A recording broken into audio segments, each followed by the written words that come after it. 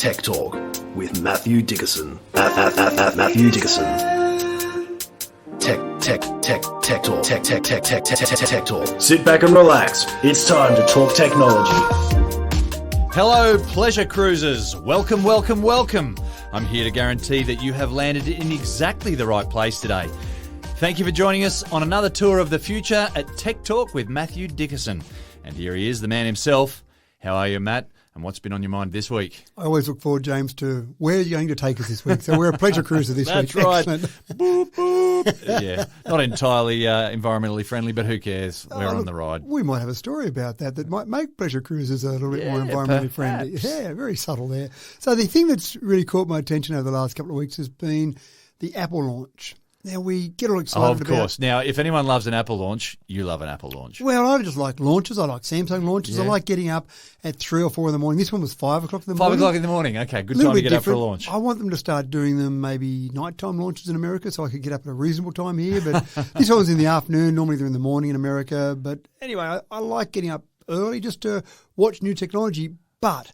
And hang on a second. And I've never caught a launch before live. Right. There's a lot of hype. There's a lot of bring it on and a lot of cheering, a lot of clapping, a lot of ticker tape and stuff. Yeah, no. All the hype that you can think of, multiply that by infinity, and that's what you get. You've got yourself an Apple launch. That's right. In particular with an Apple launch, every now and again they'll have a new product thrown in there amongst the hype, but mainly it's hype city. Yeah. Think about Super Bowl ads, the hype around those, and then multiply it by another infinity, and you're getting somewhere close to around an Apple launch. Right, yeah. And it's been a bit tougher for them, obviously doing it remotely or virtually. Sorry, not remotely, because you can't have all the people in the crowd whooping. So you've got to have people on fan walls whooping. You've got to have other ways of creating that whole atmosphere, the fake atmosphere that Americans love so much. Yeah, yeah. But what I was disappointed about this time, so you get up at this time, 5 o'clock in the morning, you get up.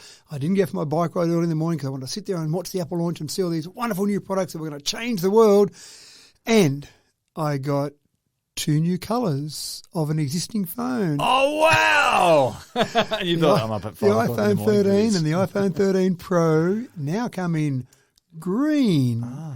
That wasn't worth getting up at 5 o'clock in the morning for. I'm sorry. Now, there were some other products. It didn't change the colour of your day. It did not. It made it a bit green in the eyes, I think. But there were some other products. To be fair, there were some other products launched. We're not going to talk about them today because obviously everyone's caught them.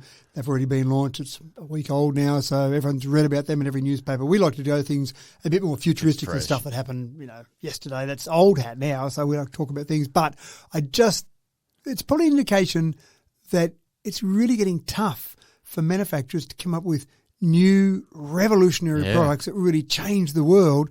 And an indication of that was the fact that green was one of the things that they announced for an existing product that came out in September last year. So the design team, they've all been given the sack, we assume, and they've brought in a completely new design team with laced with under 12s and whatnot to say what they want out of their iPhone. Yeah, wow. They had the crayons out. What if we make it in green? Oh, yeah, that'll do. We'll launch that. It could be worse. You could get someone like Homer Simpson in there redesigning it completely and having all sorts of things sticking out of it. But anyway, we should move on. In a world of trouble and strife, we're only interested in bringing you good news today, folks.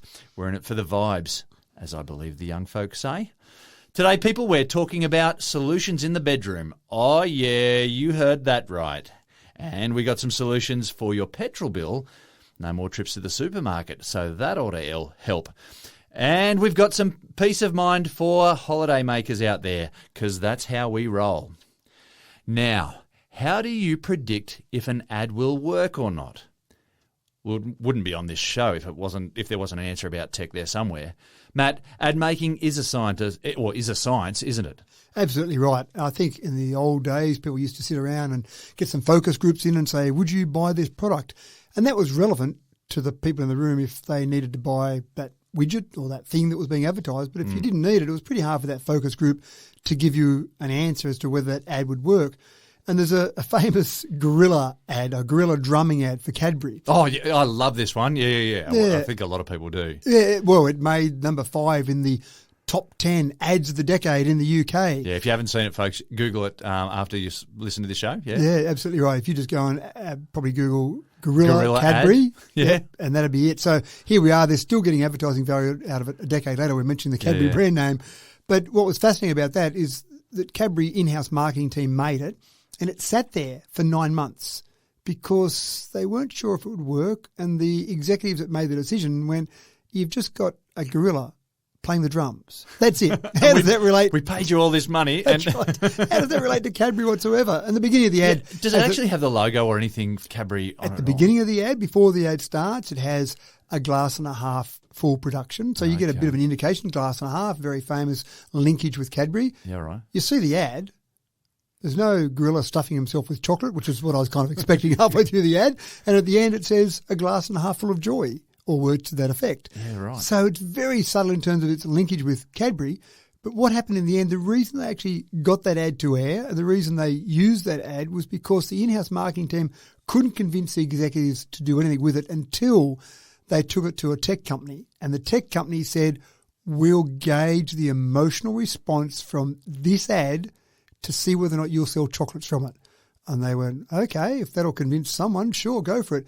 So what they do is they play these ads to focus group type people, but all do it online. So you don't come into a focus group and say, hey, James, what did you think of that ad? Would you buy a Cadbury chocolate from that?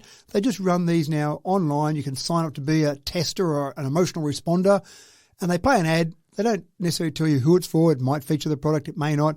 And then they say, tell us how you feel. Tell us your emotional response. So it's all about the feel, the vibe. It's all about the feel. And then if it's a good positive response, and obviously there's lots of emotions, one company, there's a number of companies that do this, for example, but one company just has a bunch of choices at the bottom. At the end, when you watch the ad, you just choose contempt, surprise, anger, disgust, fear, happiness, sadness, or neutral. Now, I assume neutral would be the absolutely worst emotion you could have. Yeah, well, I ad. guess, anger or whatever. Some of those angry ads, if they're initiating that sort of emotion, you're still responding to it.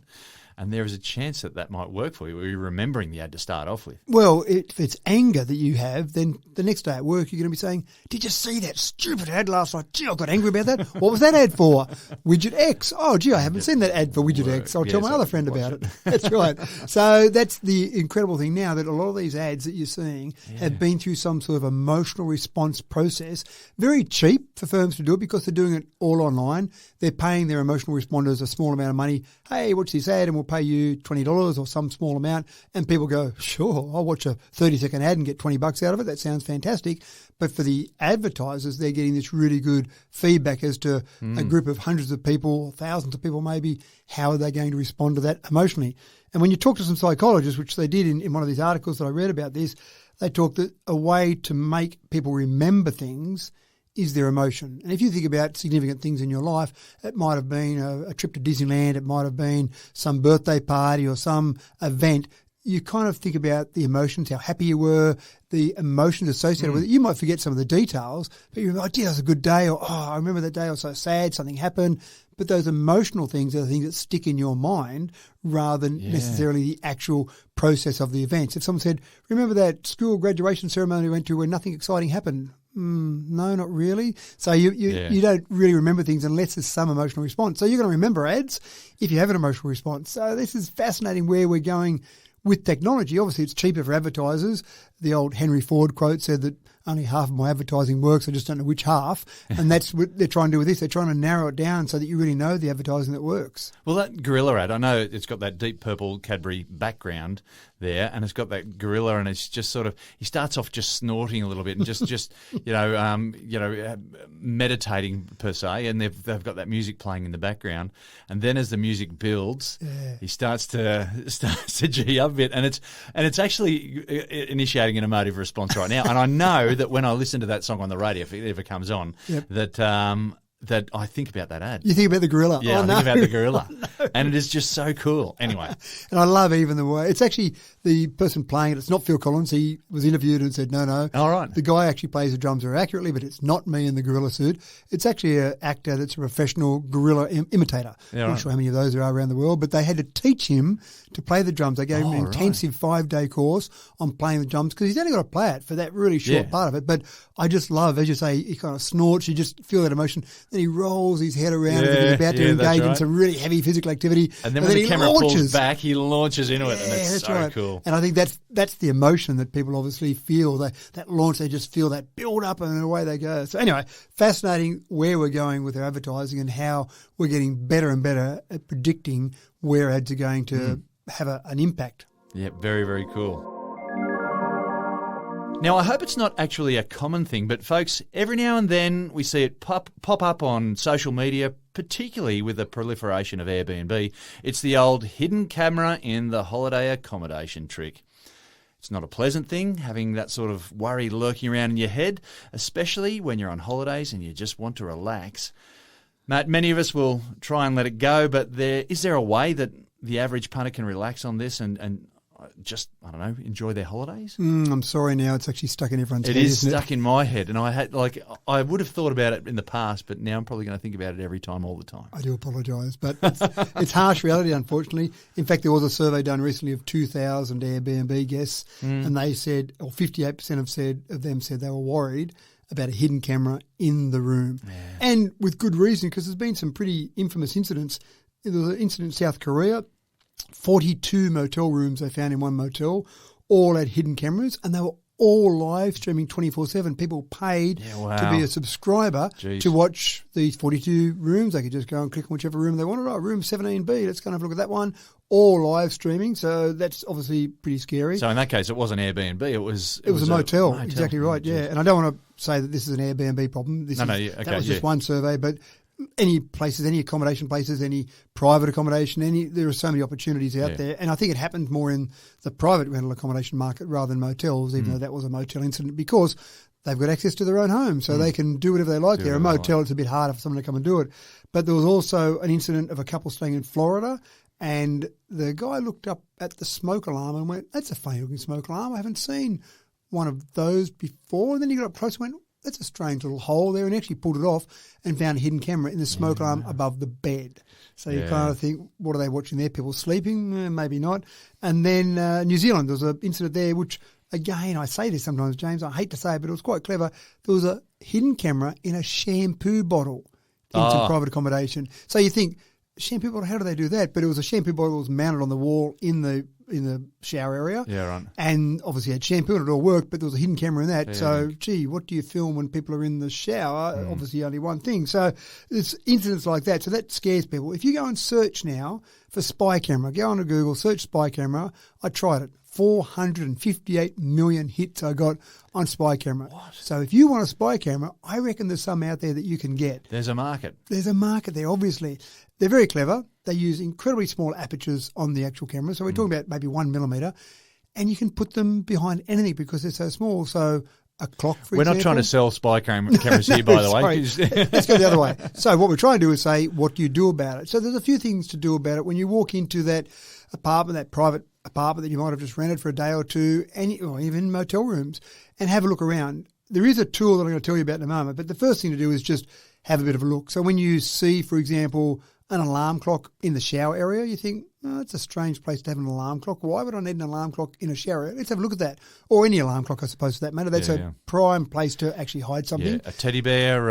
Teddy bear sitting in your shower. In the shower, that's right. Yeah. But they're not just after the shower. They're kind of after things all over the place.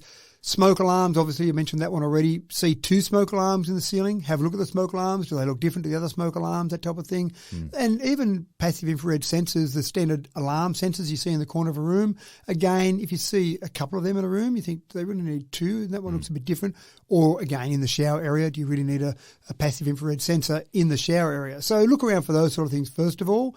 Look for that little 21 millimetre hole that doesn't look like it's part of it. That's obviously a part of it. But then you can now buy a tool that allows you to actually try and sense out these particular cameras. They're not necessarily emitting any special rays that you can see, but what you do is this little device allows you to send out some high-powered LEDs. So it's basically like a viewfinder.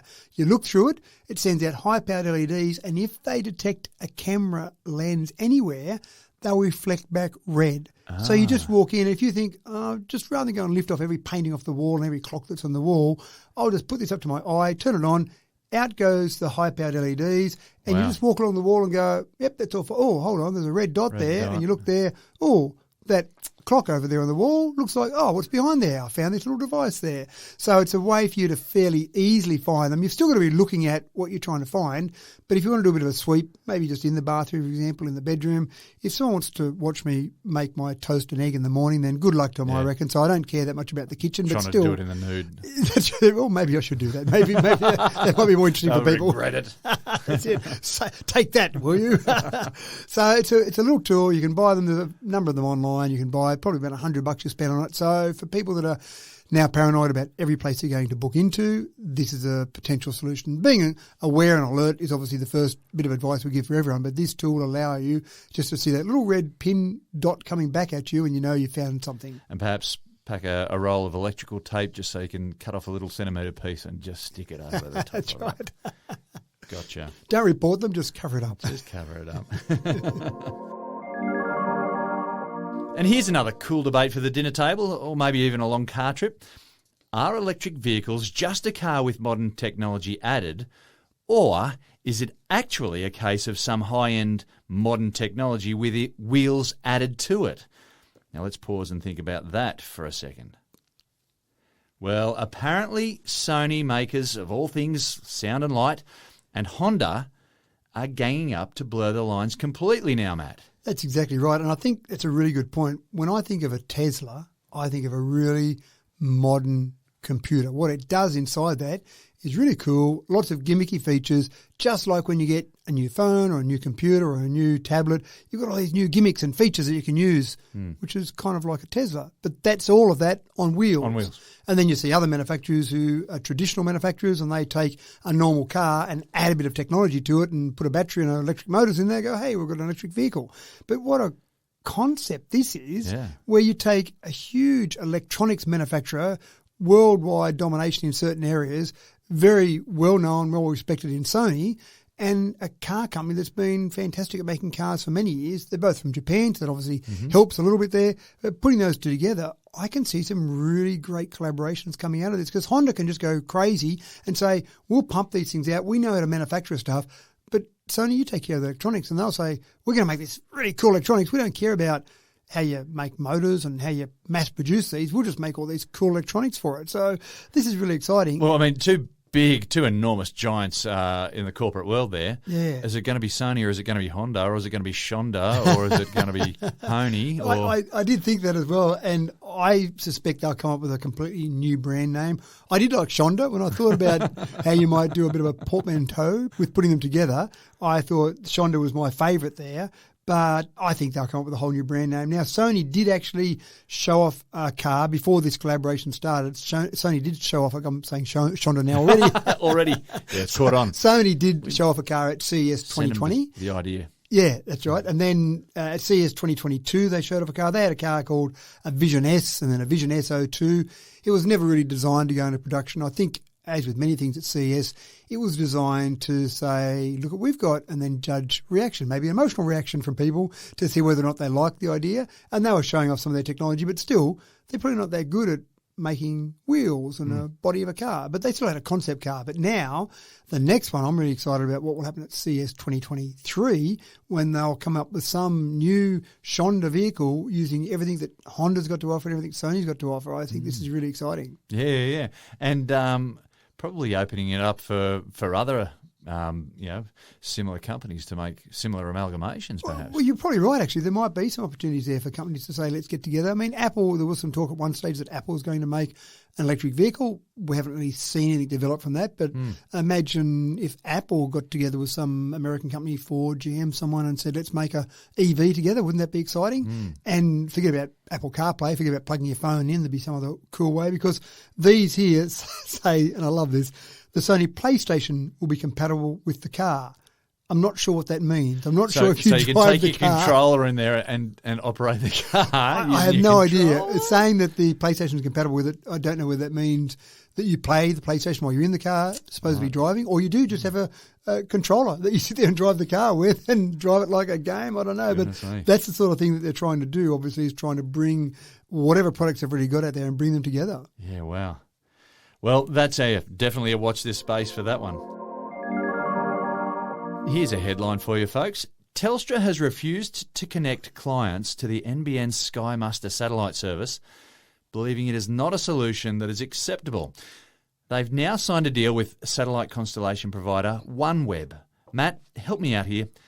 I've clearly missed an episode and I need to catch up. What's going on? You're going to have to explain this right from the ground upwards. Sure. Way back when Stephen Conroy was the communications minister, he proposed the NBN. Fantastic. Fibre to the premises.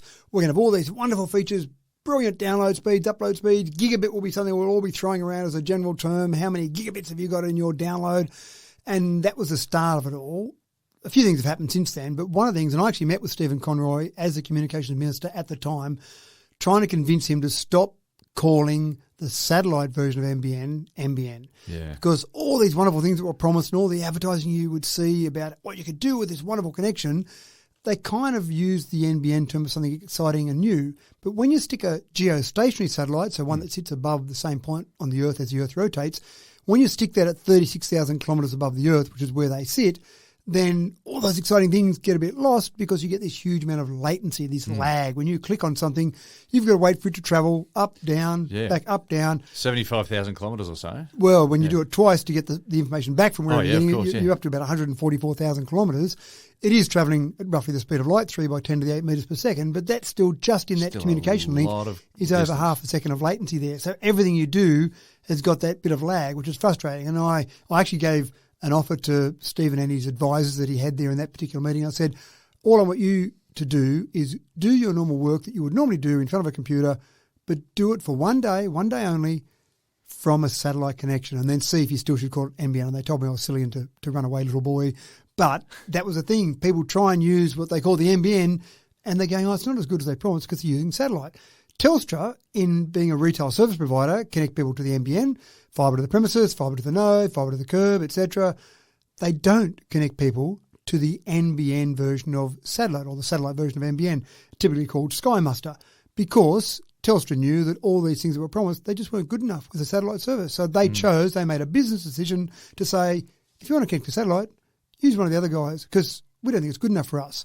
But they need a solution there, because there are points of Australia where you just simply don't have reception. So you need some sort of solution. Now, good old Elon has come along and he's put Starlink up there. As we know, he's getting towards 42,000 low Earth orbit satellites that he's putting up there in Starlink. And they're being used. They're in beta at the moment. They're being tested, and people are finding the experience is pretty good because they're not at 36,000 kilometres above the Earth, but some of those satellites are as low as 500 kilometres. Typically, the ones we're talking about with this story is OneWeb are maybe 800 to 1,200 kilometres above the Earth. When you're talking about 800 kilometres compared to 36,000, it's pretty obvious you're going to have less latency there. But Telstra have said, well, we need some sort of solution, and Elon's going to come along and take away some of our customers that might be using their mobile phone for communication, for example, their data services on their phone. So we need something. So they've teamed up with OneWeb, and OneWeb is basically planning a 648 satellite constellation. They've already got 428 in orbit at the moment, so they've done a pretty good job in getting all those satellites up there. They've got another couple hundred to go there. Not the same as 42,000. Admittedly, they're slightly different satellites. They've got slightly different bandwidth capabilities. But the great part about this is it's competition, and that's what we're after. So in the future, when you live somewhere regionally, you'll be able to say, oh, I've got Elon Musk's Starlink service, and that's this pricing, and I find the report say it's got this speed and this sort of latency. Or I've got Telstra, I've got their service provider, OneWeb, and they've got those same stats I can compare. And there'll be some other ones. We've talked before about Amazon, for example, are talking about their satellite service, what they're doing there. So there'll be some healthy competition. A lot of stuff up in the sky, James, spinning around there. A lot of junk up there. A lot of stuff there. That's another story. It is absolutely right. But the good part is people in regional Australia, this is the sort of service they need. Now, it won't help you with your mobile phone reception, unfortunately, because these satellite services all need some form of dish, some form of receiver to be able to track satellites or be able to receive the signal from those satellites. So unfortunately, you're not going to be able to walk around with a mobile phone. Having said that, you can get satellite mobile phones, but the normal mobile phone you've got, it's not going to help reception with that. But at least in a house, in a camper van maybe, you'll be able to have some form of satellite service. And then if you had that in your house, you could use Wi-Fi calling, but when you go out to the back paddock, no, if you don't get mobile phone reception, this isn't going to help. Now, Matt, we've talked in recent weeks about how boating is getting an EV facelift, But it's not all peaches and cream, apparently. As it turns out, water is a bit of a drag. Very good, James. Uh-huh. You've been waiting the whole time just for that one line. Yes, I have. Now, we did talk about before another boat, and boats seem to be the flavour of the month at the moment with EV boats coming out. And the other boat we talked about was the old hydrofoil. The solution in that particular example was, well, yes, there is a lot of drag on all that surface area, so you've got a lot of drag with a boat. So why not pop it out of the water? There's another company called Arc One, and they've got an electric boat that's just come out, and their solution is basically just put a big mother battery in it. So rather than reduce the drag, they just accept the fact that, well, we're going to have a heap of drag there anyway, so what do we do about it? Well, we just make put a battery. most of the boat a battery. That's probably it. 220 kilowatt hour battery. To give you some Surely idea. that's a lot of weight. That's as a well. lot. The Tesla Model S, for example, that's a fairly large car. It's got a 100 kilowatt hour battery. Most other electric vehicles that are coming out are around the 60 to 70 kilowatt hour battery. So 220 kilowatt hour, that's pretty damn big. It is, yeah. It's got a motor on there, the equivalent, I'm sorry to talk imperial, but about a 500 horsepower motor. So it's got a fair bit of go. So if you want to tow behind it, if you want to have water skis, for example, absolutely no problem at all with this. It's about a 7.5 metre long boat, and it's really just the concept of how do we get electric boats happening. Now, the manufacturers talk about the fact that the extra weight of that battery, because a battery that big's got a bit of weight about it, will actually help with its stability. And I accept that. It is heavier. You're probably not using it as a cargo ship, so you probably don't care so much about the weight there. But it would make it very stable. If you had some choppy waters, for example, you'd find this boat would be very stable because that would be heavy. And I don't know exactly how heavy, but that would be fairly heavy. Obviously, you can have heavy boats. They're not going to sink. People think maybe because it's heavier, it's going to sink. But then you think of a cargo ship, you think that's pretty heavy. It doesn't sink. So there must be some science. And the water that you displace is extremely heavy. But anyway. Yeah, that's exactly right. The good old Archimedes. So effectively, this boat here, if you want to get one, they're available now, $300,000 US if you want to grab one and take it down to Burrendong Dam and take it for a bit of a spin. But their concept is they're talking about this being the Model S of boats. So they can sell some of these boats, high-end luxury boat, at a dear price to then help them as they go forward with their R&D to start producing cheaper boats that are maybe not quite as powerful, maybe not quite as fast, but for the average person who doesn't want to spend $300,000 on their boat. But it is an interesting space at the moment. Electric boats are happening now, and there's some pretty exciting concepts around there. This one will do 65 kilometres an hour. So, yeah, I've skied, but I don't think I've skied at 65 k's an hour. So that's a pretty decent sort of pace. Yeah. About 4 hours you'll get out of it. So if you want to go down and have a bit of fun skiing for the day, by the time you ski and you stop and you ski and you stop and you pull over and have a bit of a break and keep going, 4 hours actual skiing time or 4 hours actual on the water time is probably a reasonable amount of time. So they get that by just having a big battery. And I presume it's got a warning light for when you're getting a bit low on your battery so you can get back to shore and you don't have to paddle your way back. I don't know if it came with some oars so you can stick them out the side and start paddling your way back, but I'm sure it would have something like every electric vehicle I've seen that's got some sort of battery indicator, and it just goes, looks like a mobile phone, it just shrinks down and tells you how much you've got Or left a really percentage-wise. long extension cord. That's right, across the water. Don't mind me if it just pops out here a bit, it should be okay.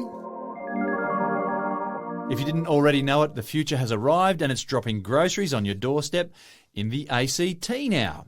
Forget click and collect.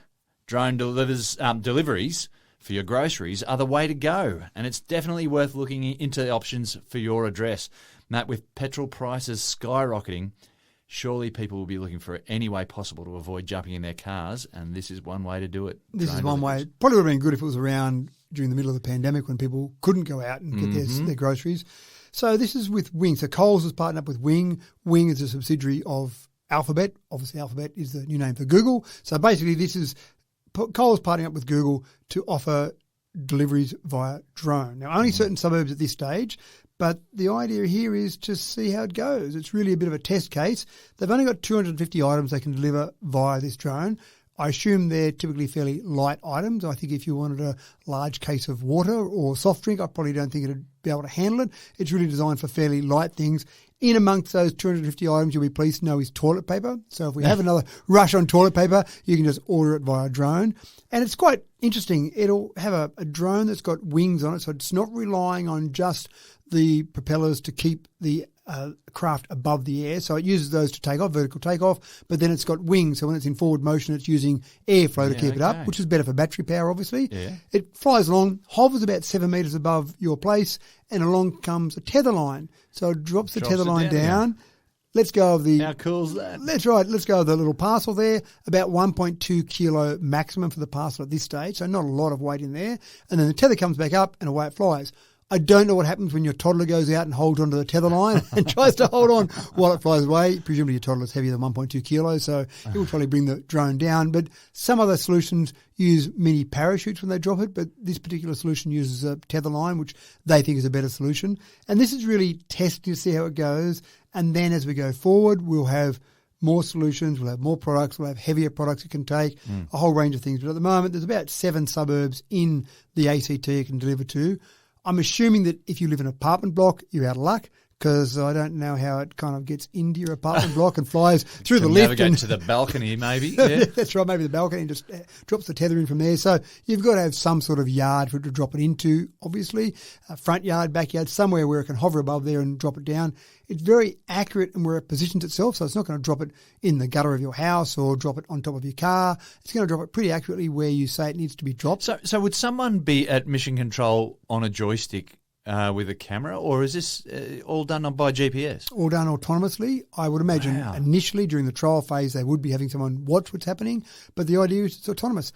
They're not saving a huge amount of staff time if every one of these drones had one person, because you can imagine when they load up a truck to deliver, they've got lots of things and they can go on a run. If you had one person from the depot fly out to James's place, drop it off, come back, it'd be very labour intensive, so it's got to be done autonomously.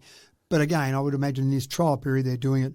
They've also used, wings already been used so far up in Queensland. They did a deal with KFC and they ran some deliveries for KFC. And that was through last year, wasn't it? Yeah, that's right. So they had those. They also had some drone deliveries for Grand Plaza in Logan up in Brisbane. So they took certain products from that plaza. So it wasn't just one particular store. You could have a number of different products from different stores in there and have them delivered by drone. Tiffany jewellery by drone. Yeah, you'd want a bit of safety in it, wouldn't you, if you had small, expensive items. But last year, the trials gave them 200,000 customer deliveries across the world with wings. So not a lot happening in Australia, a bit more happening overseas, but 200,000 across the world, 200,000 individual deliveries, then that's not too bad. So they're getting there. So all the people who poo-poo this, and some people tell me and say, I'm dreaming when I think that drones will be delivering stuff. Well, they're delivering it right now. You're spot on, the future is already here, but it's going to happen more and more and more.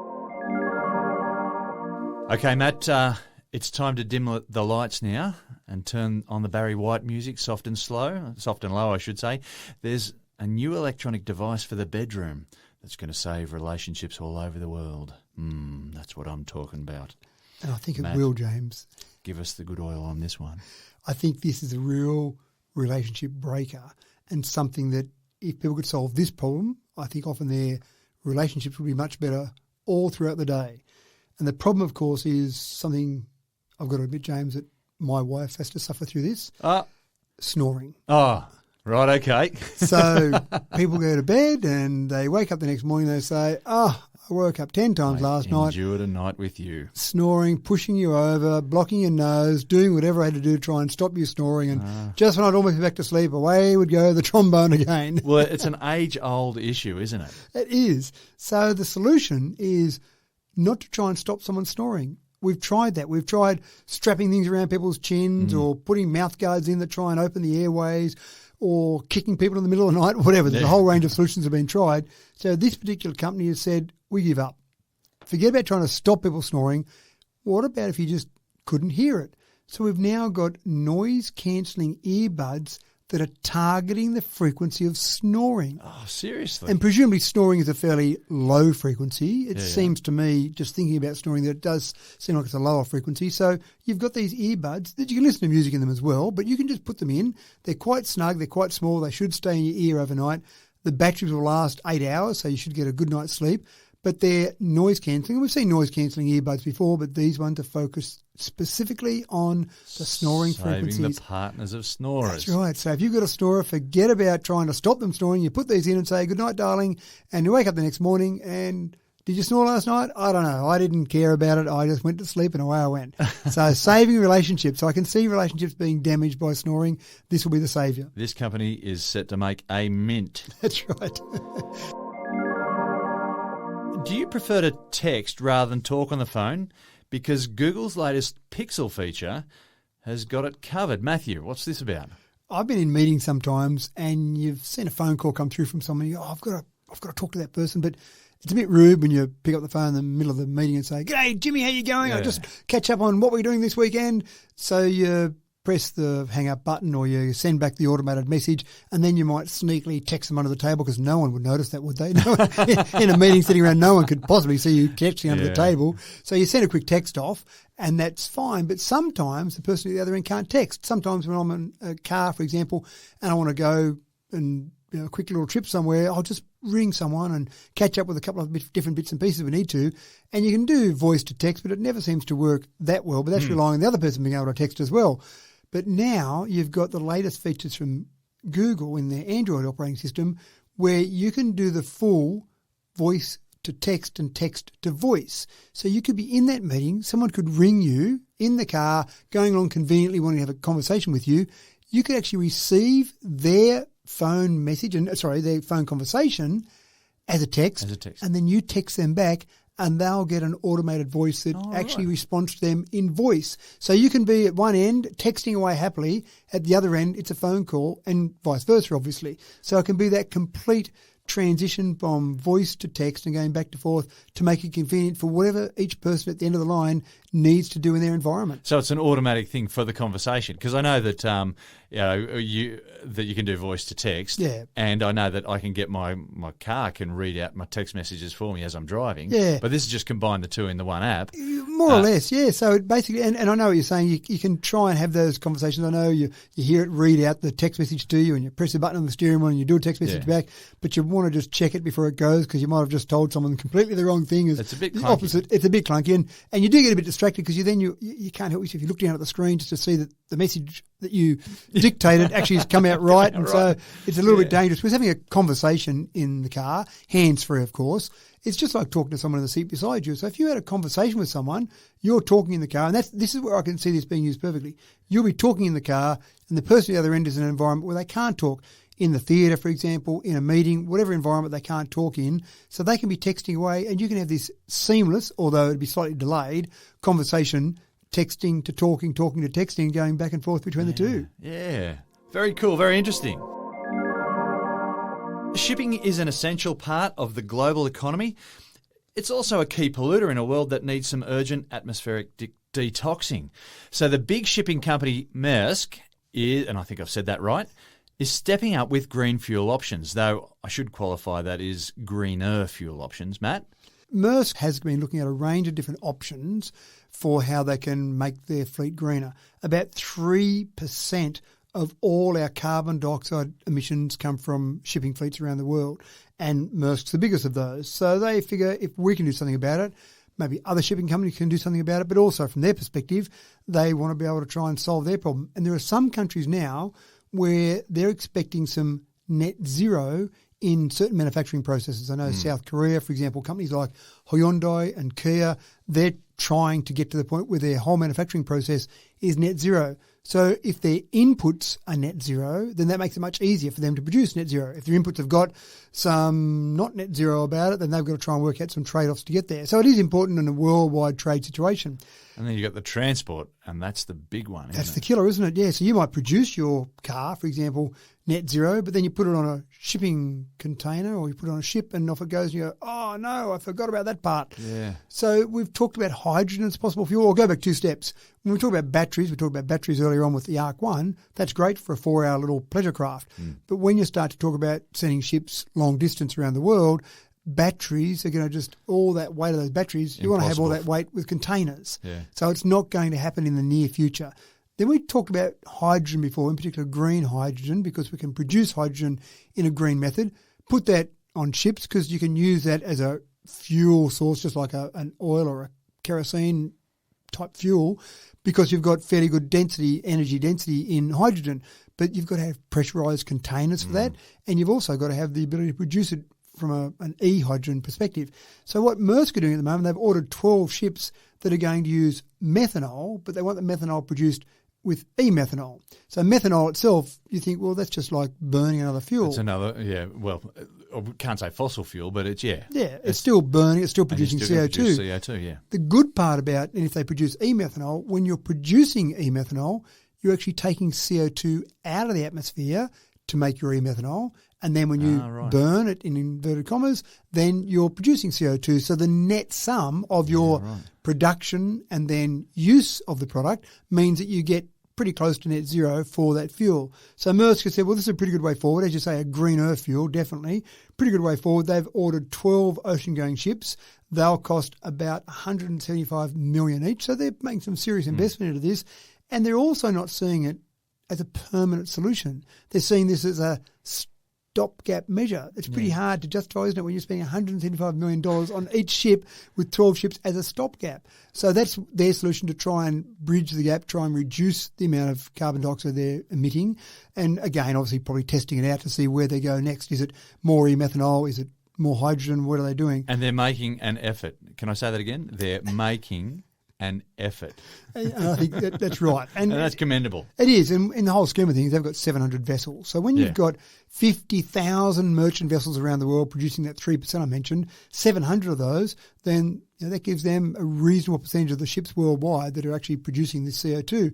So if they can make a difference, and other shipping companies can make a difference as well. But the good part about this is that it's actually forcing some other changes around the world. There is some methanol produced around the world at the moment, but not enough for Maersk, even for their 12 ships, not enough e-methanol produced. So bottom line is other manufacturers are having to change what they're doing to produce what Maersk will need in the future. Yeah, right. So that's good for a whole supply chain process. So it's a good move forward. It's a step in the right direction. But again, it's led by companies. It's led by organisations. Yeah. Governments are catching up. Governments are following. They're not really leading the way, and that's a bit disappointing, but it's going to happen. Society is moving us forward with climate change. Governments aren't.